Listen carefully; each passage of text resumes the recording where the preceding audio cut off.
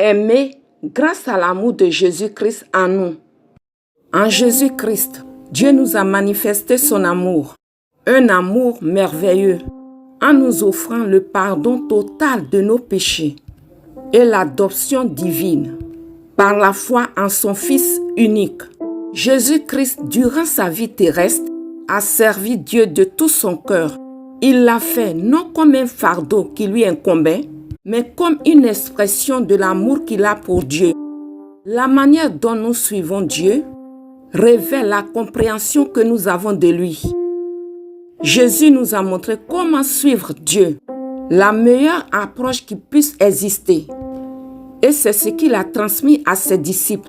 Et c'est ce que nous voyons dans le texte de base. Merci Père de parler à nos cœurs. Nous couvrons ce moment du précieux sang de l'agneau.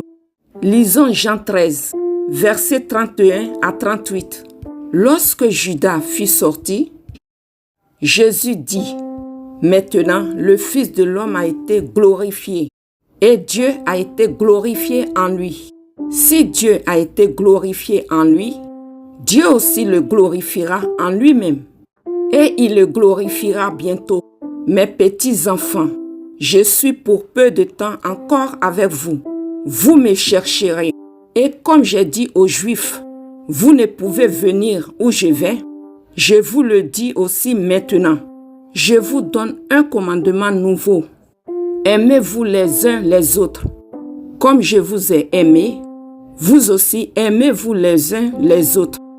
À ceci, tous connaîtront que vous êtes mes disciples si vous avez de l'amour les uns pour les autres. Simon-Pierre lui dit, « Seigneur, où vas-tu » Jésus répondit, « Tu ne peux pas maintenant me suivre où je vais, mais tu me suivras plus tard. » Seigneur, lui dit Pierre, « Pourquoi ne puis-je pas te suivre maintenant? Je donnerai ma vie pour toi. » Jésus répondit, « Tu donneras ta vie pour moi? En vérité, je te le dis. Le coq ne chantera pas que tu ne m'aies renié 3 fois. Merci Seigneur pour ta parole. » Il fait nuit et Jésus partage le dernier souper avec ses disciples. Judas vient de sortir de la pièce. Jésus sait qu'il ne lui reste que quelques heures avant son arrestation. C'est alors qu'il déclare, « Maintenant le Fils de l'homme a été glorifié et Dieu a été glorifié en lui. Si Dieu a été glorifié en lui, Dieu aussi le glorifiera en lui-même et il le glorifiera bientôt. » Jean 13, verset 31b à 32. Jésus a honoré son Père durant toute sa vie. Il n'a vécu que pour donner la gloire à Dieu. Et de cette gloire, il recevait sa propre gloire. La capacité de Jésus à faire la volonté du Père venait de sa relation avec le Père. Jésus et le Père sont un. Jésus est dépendant du Père. Jésus reprit donc la parole et leur dit, « En vérité, je vous le dis, le Fils ne peut rien faire de lui-même. Il ne fait que ce qu'il va faire au Père. Et tout ce que le Père fait, le Fils aussi le fait pareillement. » Jean 5, verset 19. « Comme le Père qui est vivant m'a envoyé, et que je vis par le Père, ainsi celui qui me mange vivra par moi. » Jean 6, verset 57. « Ne crois-tu pas que je suis dans le Père et que le Père est en moi? Les paroles que je vous dis, je ne les dis pas de moi-même. Et le Père qui demeure en moi, c'est lui qui fait les œuvres. » Jésus est dépendant du Père et ses disciples sont dépendants de lui. C'est pourquoi il les appelle mes petits enfants. Au verset 33 de notre texte de base.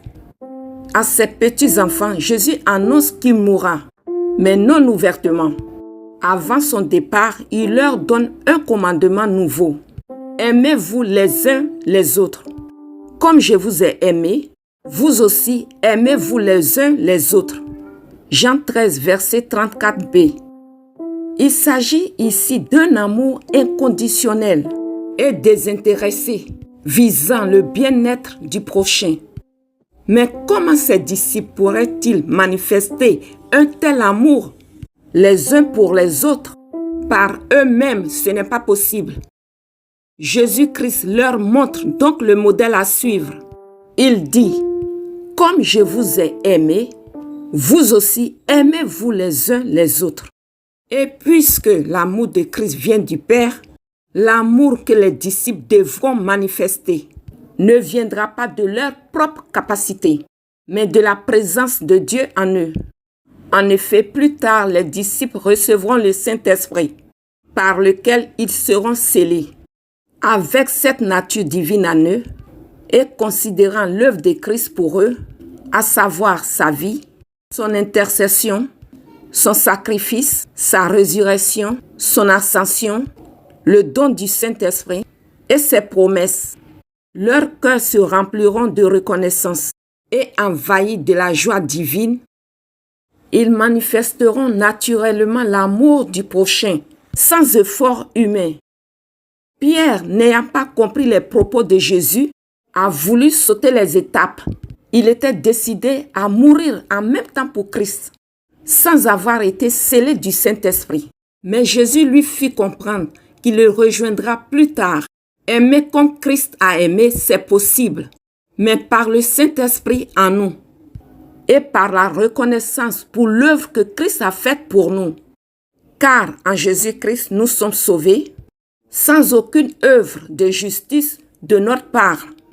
Manifester de l'amour pour le prochain est difficile lorsque nous nous appuyons sur nos propres capacités et que nous cherchons à être justes devant Dieu par nos œuvres. Aimer comme Christ a aimé est un don de Dieu. Et cela n'est possible qu'en celui qui est né de nouveau. La nouvelle naissance est un don de Dieu. Il offre à celui qui est fatigué et chargé, à celui qui reconnaît qu'il ne peut rien faire par lui-même, qui s'abandonne donc à Jésus-Christ pour qu'il le sauve de ses erreurs et qui accepte de laisser Jésus-Christ diriger sa vie. Lorsque cette démarche est faite sincèrement devant Dieu, Dieu met en cette personne sa semence qui est le Saint-Esprit. C'est alors que cette personne naît de nouveau. Et c'est par cette semence divine que cette personne peut aimer comme Jésus-Christ a aimé.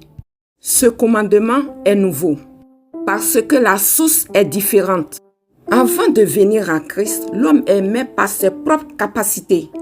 Et cela était difficile, voire impossible. L'homme a du mal à aimer Dieu, à s'aimer lui-même et à aimer son prochain. Mais une fois que l'homme vient en Christ, l'Esprit de Dieu qui lui est donné manifeste en lui l'amour de Dieu. L'apôtre Paul disait, l'amour de Christ nous presse. 2 Corinthiens 5, verset 14a. Nous te bénissons, Père, de nous avoir fait comprendre que sans l'Esprit de Christ en nous, nous ne pouvons rien faire.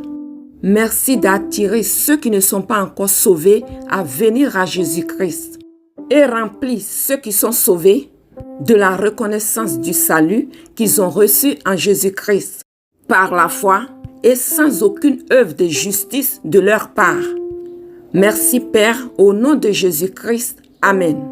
Vous pouvez nous écrire à l'adresse suivante: toutpuissantsauveur@gmail.com. Je vous invite à liker, à vous abonner et à partager la chaîne. Que Dieu vous bénisse.